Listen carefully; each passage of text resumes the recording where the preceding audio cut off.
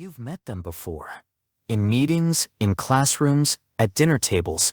Those loud voices who speak with such certainty that you almost start to doubt yourself. They interrupt. They over-explain. They throw around buzzwords and act like experts in everything. And somehow, despite their obvious lack of depth, they truly believe they're the smartest person in the room. But here's the twist. They're not just being arrogant. Psychology says they might actually believe it. This isn't just ignorance. This is something deeper, something that has a name, the Dunning-Kruger effect. This isn't just a fancy term from a textbook. It's a reality that shapes conversations, decisions, even nations. The Dunning-Kruger effect describes a phenomenon where people with low ability or knowledge in a domain greatly overestimate their own competence. In other words, the less someone knows, the more likely they are to think they know it all. And it's not stupidity that makes it dangerous. It's confidence without competence. Let's rewind a bit. Imagine a man named Dan.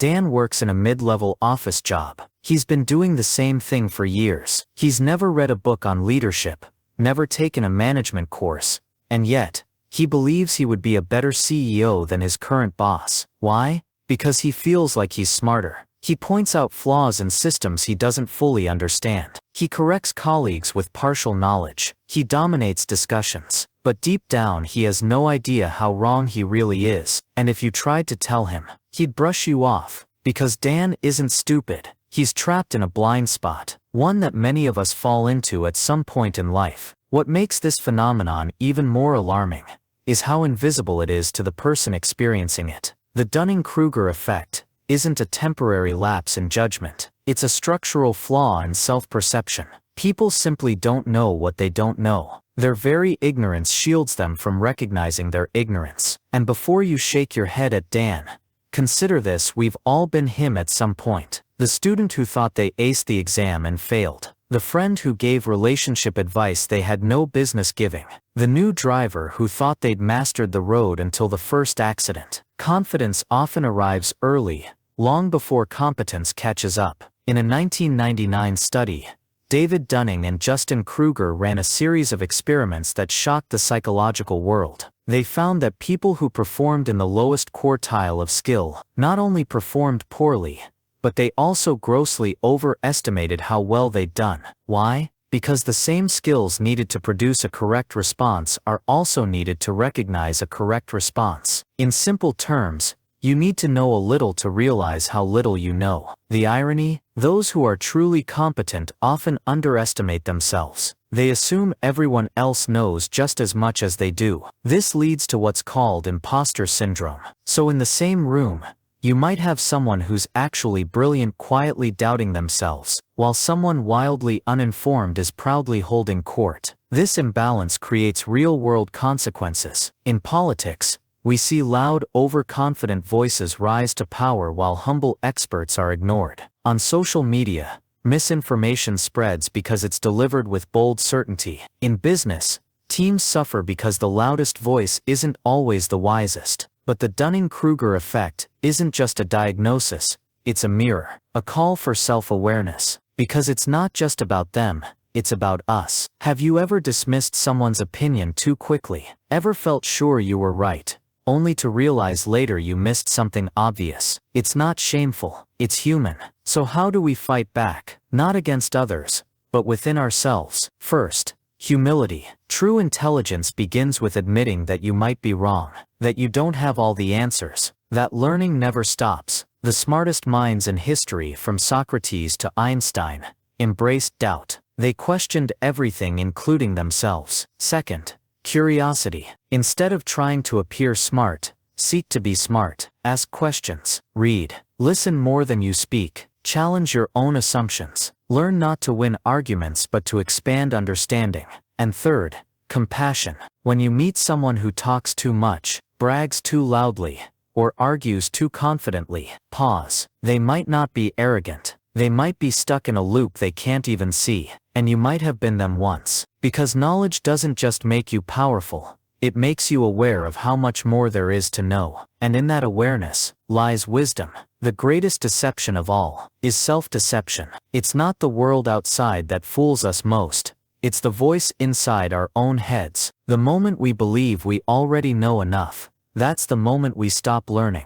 And when that moment comes, something dangerous begins to grow quietly inside us: unearned confidence. This is where the Dunning-Kruger effect gains its power, not just over individuals but over families, communities, even entire nations. Have you ever wondered why some people speak with such unwavering certainty, even when they're completely wrong? Why they debate with passion, throw around opinions like facts, and treat their perspective as gospel truth? They call it confidence. They wear it like armor, but beneath that shiny surface is ignorance, a deep invisible void they don't even realize exists. Meanwhile, the ones who do have knowledge, the ones who've read, studied, questioned and struggled, they often hesitate. They pause before they speak. They say things like, "I could be wrong," or "it depends." Their voice is softer, their tone humble, their answers careful, because knowledge doesn't inflate the ego, it humbles it. The more you truly know,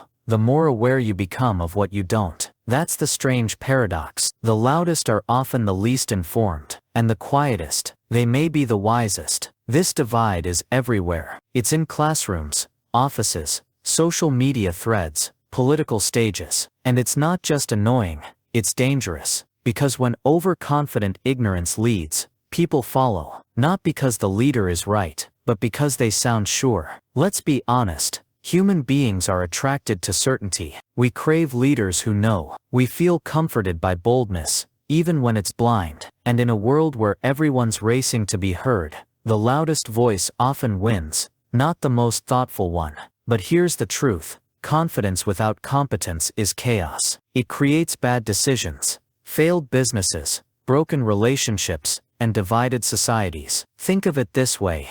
If a pilot stepped into the cockpit and thought he could fly the plane because he watched a YouTube video once, would you trust him with your life? No? Then why do we trust so many people, friends, influencers, politicians, who are flying through life with no real knowledge, just pure confidence? The Dunning-Kruger effect explains it perfectly. The less we know, the less we realize how much we don't know. This blindness fuels overconfidence, and this overconfidence silences doubt, discourages questions, and shuts the door to growth. And it doesn't stop there. It spreads. One person convinced they know everything becomes a mentor to others who know even less. Bad advice multiplies. Arrogance becomes contagious. Misinformation gets repeated so many times, it starts to feel like truth. That's how society begins to rot, not from evil, but from ego. So how do we protect ourselves? The answer is brutally simple, yet deeply powerful: self-awareness. To escape the Dunning-Kruger trap,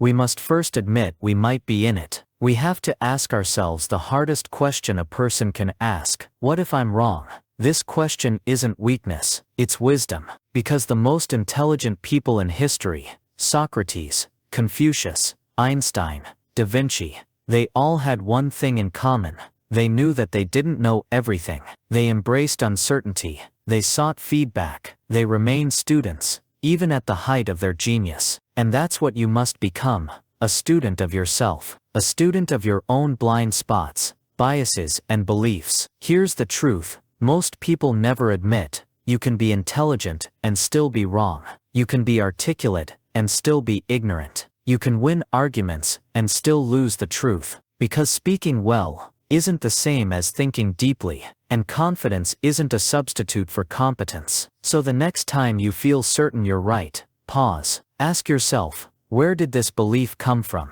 Did I learn it, or did I assume it? Can I back it up with real understanding, or just emotion? The difference between the smart and the foolish isn't always knowledge, it's self-checking. One doubts their own brain, the other worships it. And here's a warning: the smarter you become, the more tempting it is to slip into the trap again. Intelligence doesn't make you immune to ego, it makes you better at hiding it. So even those who escape the Dunning-Kruger effect once can fall back in again. That's why the journey of wisdom never ends. The first sign that you're growing is this: you stop arguing to win and start listening to understand. You stop needing to be right and start wanting to get it right. You stop talking to impress others and start learning to humble yourself. True wisdom doesn't announce itself. It doesn't need applause. It whispers. It reflects. It wonders. So if you want to be the smartest person in the room, start by assuming you're not. Listen harder. Question deeper. Doubt louder. Internally, not externally. Because ironically, the one who thinks they're the dumbest in the room might just be the only one wise enough to grow. There's a quiet danger walking among us. It doesn't look like danger. It doesn't come with a warning. It doesn't raise red flags. It's not violent. It doesn't shout. It wears a smile. It speaks with charm. It walks with confidence. And because of all that, we rarely see it for what it is. It's the confidence of the clueless. The person who knows the least, but believes the most. The person who can't see their own ignorance, because that ignorance blinds them from even realizing how much they lack. This is the heart of the Dunning-Kruger effect. And it's not just psychology, it's everywhere. In the workplace, it shows up as that colleague who hijacks meetings, corrects everyone, and pitches game-changing ideas that don't make any sense. In relationships, it's the person who thinks they're always right, who never apologizes, who thinks their perspective is the only truth. On the internet, it's the keyboard warrior who argues with doctors, mocks scientists, and claims to know everything about everything, based on a TikTok video and a conspiracy thread. But let's get something straight. These people aren't lying. They genuinely believe they know better. And that's what makes it so dangerous. They're not pretending. They're convinced. Because when you don't know what intelligence looks like, you start mistaking confidence for wisdom, loudness for logic, certainty for truth. And before you know it, you start following fools who sound brilliant, while ignoring the brilliant, who sound unsure. This is why so many smart people are dismissed. They speak softly. They use words like maybe, possibly, let's think this through. They don't dominate. They don't shout. They're measured. They're nuanced. Because real intelligence knows that truth is rarely simple, and that complexity, it makes the smart sound unsure, while the foolish, unaware of how deep the topic truly goes, speak with the clarity of a child drawing a map of the universe, with crayons. It's simple, but wrong. And the crowd applauds, not realizing they're clapping for someone who's confidently walking in the wrong direction. But here's the part that hits the hardest. This isn't just about them. This is about you, about me, about all of us. Because the real trap of the Dunning-Kruger effect isn't just seeing it in others. It's failing to see it in ourselves. You see, when we talk about the dumbest person in the room, we always imagine someone else. Some guy who doesn't read, some loudmouth on YouTube, some overconfident coworker. But what if, sometimes, it's us? What if, in some moments we're the one who thinks we're smarter than we are? Have you ever doubled down in an argument, just because you didn't want to lose? Have you ever rejected someone's advice, not because it was wrong, but because it made you uncomfortable? Have you ever pretended to know something you didn't, just to save face? Then welcome to the club, because the Dunning-Kruger effect isn't a disease of the dumb.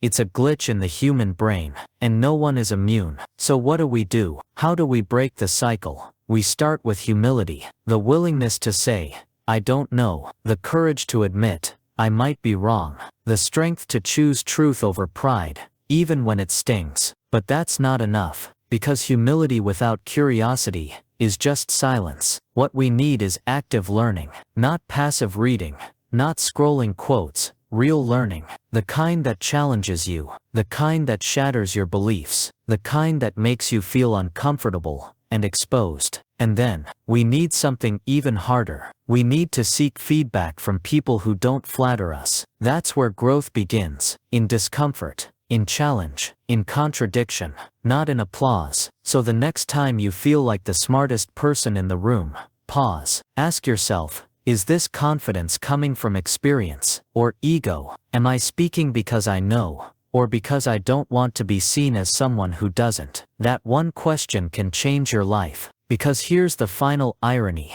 The person who thinks they're the smartest in the room usually isn't. But the person who constantly questions, who listens, who keeps learning quietly in the background, that's the person you should never underestimate. Because one day the loud ones will fall silent. Their fake knowledge will collapse, their confidence will dry up when reality hits, but the quiet learner, they'll be the one standing, not because they shouted the loudest, but because they knew the least, and were brave enough to admit it. Somewhere deep down, we all want to be seen as smart, not necessarily a genius, not a prodigy, just respected, heard, taken seriously. It starts when we're young. We give the right answer in class, and the teacher smiles. We correct someone, and people pay attention. We realize knowledge gives us a kind of power, or at least, the illusion of it does. Slowly, without even noticing, we stop chasing truth, and start chasing approval. We start performing intelligence, rather than pursuing it. And performance is easy. You don't need depth, you just need confidence, the right words, the right tone, the right look. That's how people get away with sounding smart, without actually being smart. And here's the scary part. If you fake it long enough, you start to believe it. You start to think you really are above average, that you just get it more than others, that you see what they can't. And once you fall into that mindset, you stop growing, because in your mind, you've already arrived. That's the real trap. The Dunning-Kruger effect doesn't just trick others into thinking you're smarter than you are. It tricks you. It blinds you from your own limitations. It convinces you that you've reached the mountaintop when you're still at base camp. And that's when growth dies. Because real intelligence lives in doubt. It questions itself. It evolves. It never believes it's complete. It never says I know everything. It says I'm still learning. Now take a step back and look around. This isn't just happening on an individual level. It's everywhere. Society is built to reward confidence, not accuracy. We live in a world where people care more about sounding right than actually being right, where bold statements win arguments, and careful ones get ignored. Look at social media. Who goes viral? Not the thoughtful, balanced thinker who says, let's explore both sides. It's the person who screams, this is the truth, with no room for nuance. Certainty is louder than wisdom, and in a world that celebrates loudness, humility becomes invisible. This culture trains us to fear being wrong, to protect our opinions like territory, to defend our ego at all costs, even when the truth is standing right in front of us. And the cost of that, it's massive. Friendships crumble, families split, businesses collapse, nations divide, all because people would rather be right than grow, because people are addicted to being heard more than being educated. But the ones who truly grow, they don't care about winning arguments, they care about seeing the bigger picture, understanding deeply. They're willing to look stupid today if it means being wiser tomorrow. And that takes something most people avoid their entire lives, being wrong. Not once, not privately, but openly, painfully, repeatedly. Because every time you admit you were wrong, your brain upgrades. You step into a new version of yourself. But most people avoid that discomfort. They run from it. They live in echo chambers. They surround themselves with people who always agree with them. They dismiss feedback. They mock anyone who challenges their thinking. Because growth is painful, and ego wants comfort. And so they stay in the same place, year after year, louder, bolder, but not wiser. So how do we escape this trap? Not just once, but for life. We change the goal. The goal isn't to look smart. It isn't to always win. It isn't to impress anyone. The goal is to be accurate, aware, grounded, open, curious. And that means three things. First, choose curiosity over certainty. Ask more than you assume. Question more than you explain. Hold every belief loosely, like something you're still shaping. Second, choose correction over comfort. When someone proves you wrong, thank them. When you realize you misunderstood something, celebrate it, because that means you're moving forward. And third, choose silence over spotlight. Sometimes, the smartest thing you can do is not speak. Let your wisdom grow quietly. Let your understanding simmer in silence. Loudness is not a measure of depth. And here's something no one tells you. You're going to look back at your past self and cringe. You'll remember things you said with so much confidence that now sound ridiculous. You'll recall arguments you fought to win that weren't even worth starting.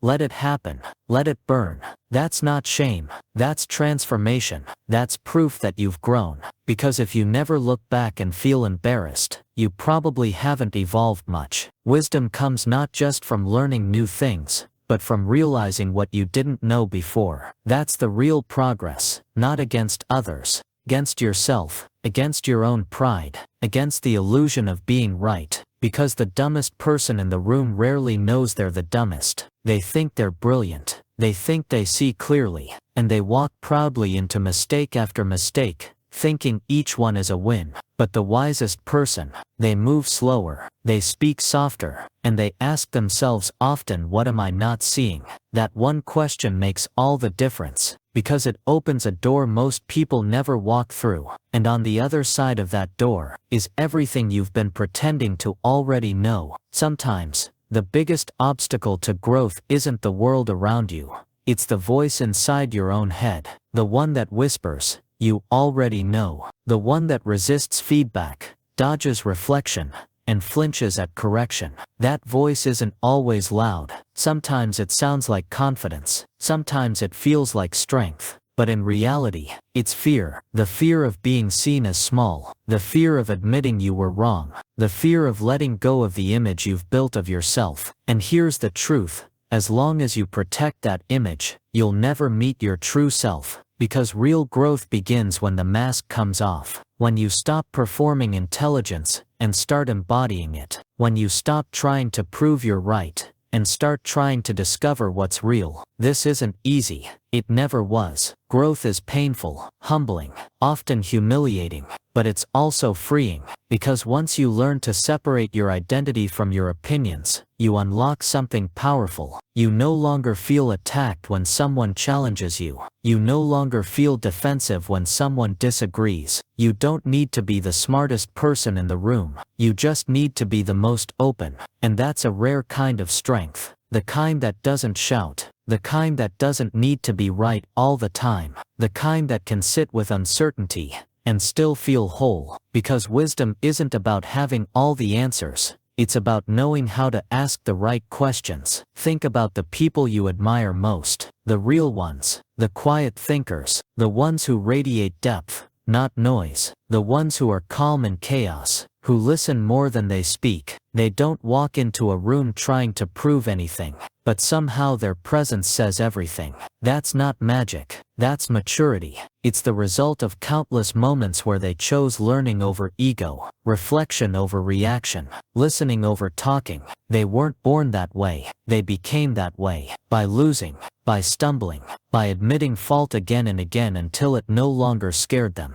Until being wrong didn't feel like failure. It felt like forward motion. That's the shift we all need to make. Stop fearing failure. Start fearing stagnation. Start fearing the day you become so certain, so confident, so closed, that no new idea can reach you. Because that's not strength. That's a slow death. And make no mistake, this isn't just about intelligence. It's about relationships, leadership, parenting, business, love. Every part of life suffers when the ego wins. When we shut down, shut others out, and shut our minds off to anything that threatens our version of the truth. But when we open up, everything changes. The hard conversations lead to healing. The criticisms turn into direction. The losses become lessons, and the fear becomes fuel. That's what the wise understand. They know they're not better than others. They just ask better questions. They know they don't have all the answers, but they're willing to seek them.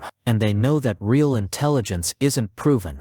It's lived, quietly, consistently, humbly. So if you've made it this far, maybe you're not the dumbest person in the room. Maybe you're just the bravest, because you're willing to examine yourself, to pause, to reflect, to learn. That alone puts you ahead of most people, because most people never get here. They stay stuck in the illusion. They keep pretending.